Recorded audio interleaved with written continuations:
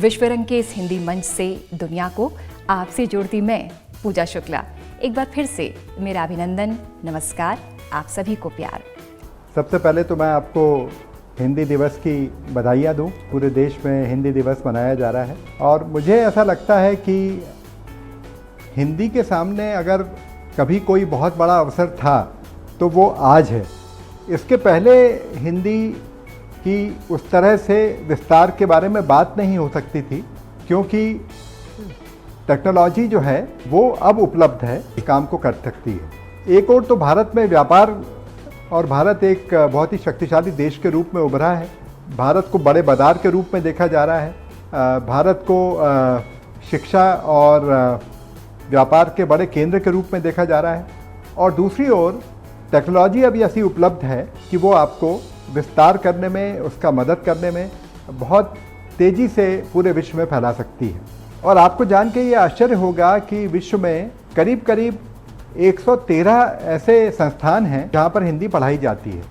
अगर हिंदी का महत्व नहीं बढ़ रहा होता तो ये कैसे हो पाता। तो मुझे लगता है कि बहुत बड़ा अवसर है और हमें इसका आकलन करना चाहिए।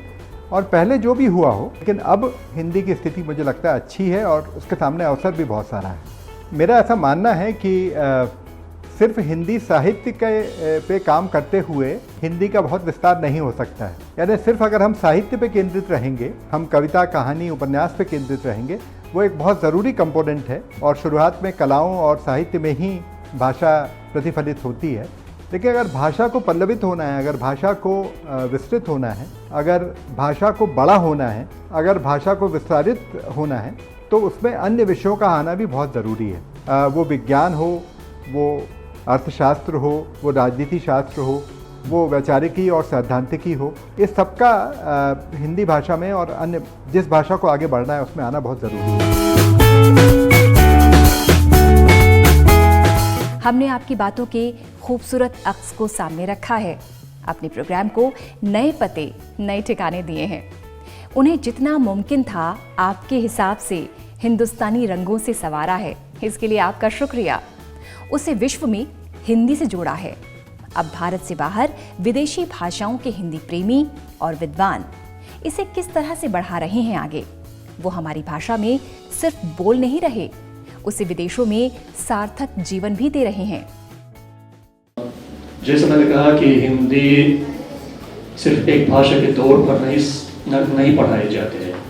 हम इस भाषा को संस्कृति के साथ पढ़ाते हैं और भाषा पढ़ते वक्त छात्रों को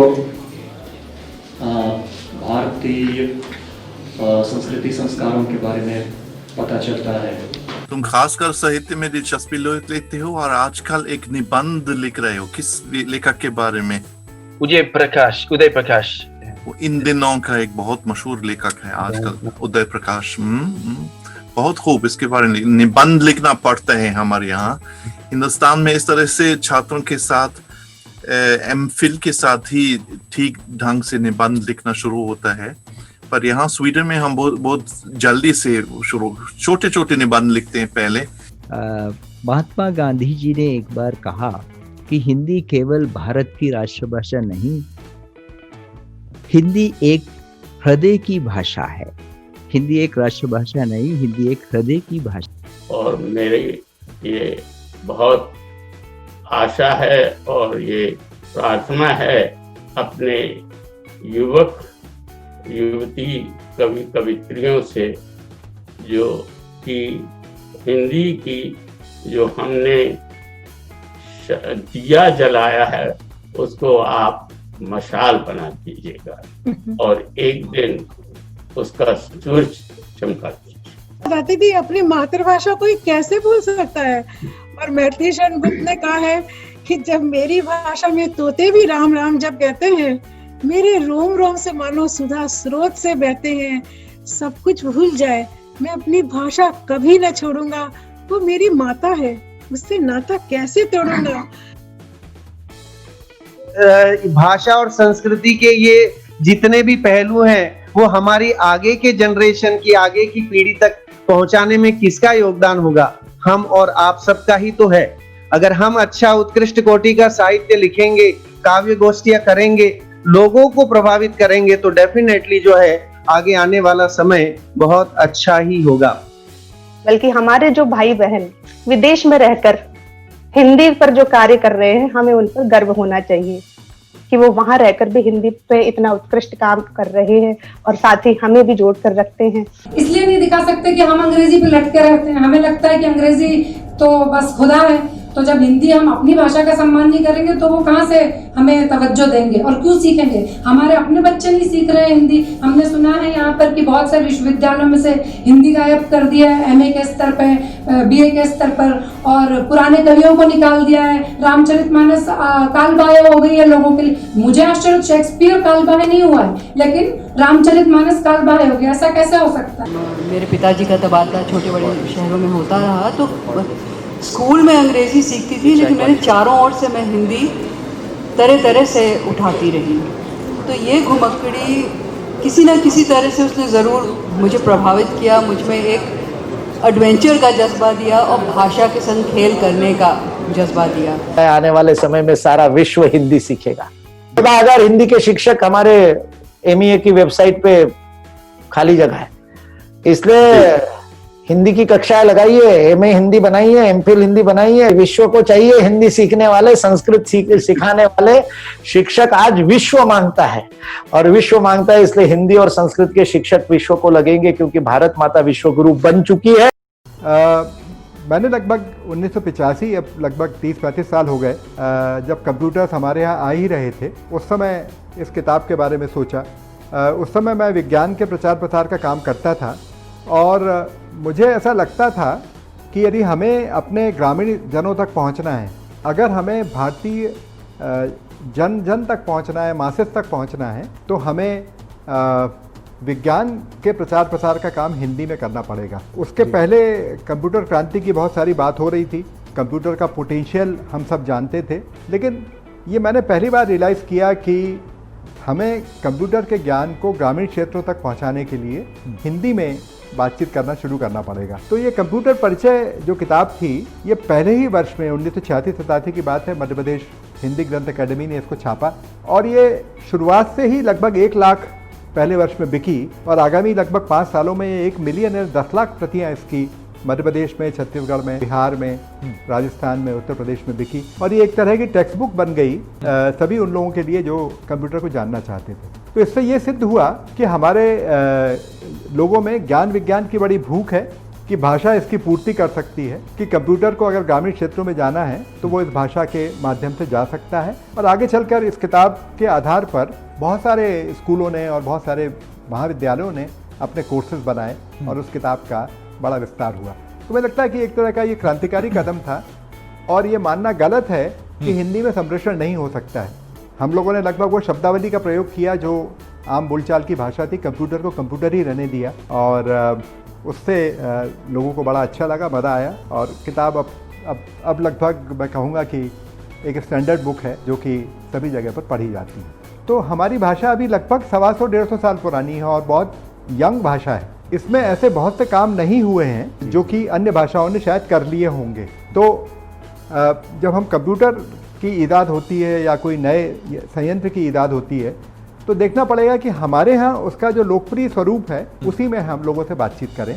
तो लगभग 42 किताबें हमने कंप्यूटर, इलेक्ट्रॉनिक्स और अन्य विषयों पे की और ये सारी किताबें अब जटिलतम मतलब प्रोग्रामिंग के विषयों पर, इवन डिजिटल मार्केटिंग के ऊपर, इंटेलिजेंस के ऊपर, ऐसे बहुत सारे एडवांस विषय हैं, उन पर भी ये किताबें उपलब्ध हैं और मुझे लगता है ये किया जा सकता है अगर हम छात्र की दृष्टि से देखें। ज़्यादा शब्दावली के चक्कर में ना पड़ें, हम संप्रेषित करने का काम करें। और विज्ञान पे भी जैसे आप बात कर रहे हैं तो हमने आधुनिक विज्ञान के विषयों पे भी लगभग 50 और किताबें अन्य लोगों से लिखवाई हैं। वो दूर संचार के बारे में है, वो सैटेलाइट कम्युनिकेशन के बारे में है, वो एटॉमिक एनर्जी के बारे में है और लगभग 50 लोकप्रिय विज्ञान की किताबों को भी अपन ने तैयार किया है। एक पत्रिका भी निकालते हैं जो इलेक्ट्रॉनिकी के नाम से है, लगभग 35 वर्षों से निकल रही है। ये आपको जान के आश्चर्य होगा कि हिंदी की पत्रिका है, इलेक्ट्रॉनिक्स और कंप्यूटर की पत्रिका है, विज्ञान की पत्रिका है। अब देश की एकमात्र पत्रिका है जो लगभग 35-40 हज़ार कॉपीज़ बच्चों के पास तक जाती है और खूब लोकप्रिय पत्रिका है। देश के सारे विज्ञान लेखक उसमें लिखते हैं, हिंदी भाषा में लिखते हैं। तो मुझे लगता है काम किया जा सकता है, हमारी इच्छा शक्ति उस तरह की होनी चाहिए। विश्व रंग जब हमने आयोजित किया तो इस आधार पे ही किया था कि हिंदी का प्रचार प्रसार करना है, लेकिन उसका पहला आधार ये था कि हिंदी और भारतीय भाषाओं को बराबरी से रखा जाए और हिंदी और भारतीय भाषाओं के बीच में कोई द्वंद्व न दिखे, न द्वंद्व क्रिएट किया जाए। तो पहली बात तो यह है कि हमको हिंदी और भारतीय भाषाओं को यदि वैश्विक समझ बनानी है तो एक फ्रंट के रूप में लेना पड़ेगा। दूसरी ओर हिंदी को अपनी बोलियों से भी सीखना है। तो हुआ यह है कि हिंदी का जो रस था, जो उसकी बोलियों में रस था, वो छत्तीसगढ़ी हो, वो मालवी हो, वो ब्रज हो, वो अवधी हो, वो भोजपुरी हो, ये जो बोलियां थी जहाँ से कि ज़मीनी रस भाषा में आता था, एक तो वो कट गया और दूसरा हमने भाषा को अन्य भारतीय भाषाओं के खिलाफ खड़ा कर लिया। हमने शायद उतना ना किया हो, लेकिन अन्य भाषाएं उसको प्रतिद्वंदी के रूप में देखती हैं। तो पहला काम तो हमें इस पर्सपेक्टिव को ठीक करना है, इस परिप्रेक्ष्य को ठीक करना है और हमें भारतीय भाषाओं के साथ समग्रता के रूप में देखना चाहिए और बोलियों का रस जो है वो लगातार इसमें आते रहना चाहिए। बोलियां हमारी प्रतिद्वंदी नहीं हैं, वो हमारी सहयोगी हैं, सहोदर हैं और उनके साथ काम करना चाहिए। तो ये स्टैंड हमने विश्व रंग में लिया था, खूब लोकप्रिय हुआ। बोलियों के कवि भी आए, भारतीय भाषाओं के कवि भी आए, विश्व के जो लोग आए थे, मतलब रशिया, उज्बेकिस्तान और अन्य जगहों से, उनको लगा कि ये पहली बार इस तरह की कोई बात भारत में देखने मिलती है।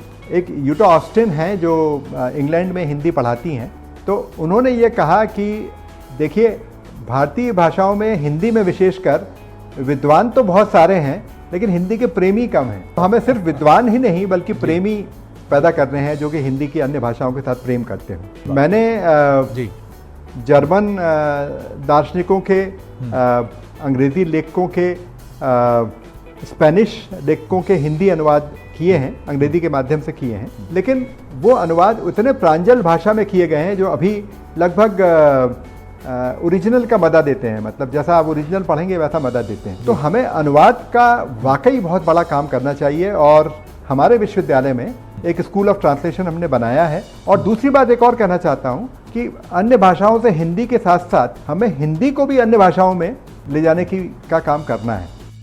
न जाने कब से अंग्रेजी भूत सवार है, न जाने कब से अंग्रेजी भूत सवार है। ओ हिंदी बोले तो बोले के गवार है, ओ हिंदी बोले तो बोले के गवार है।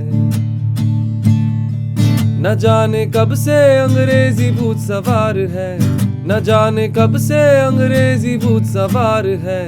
ओ हिंदी बोले तो बोले के गवार है, ओ हिंदी बोले तो बोले के गवार है।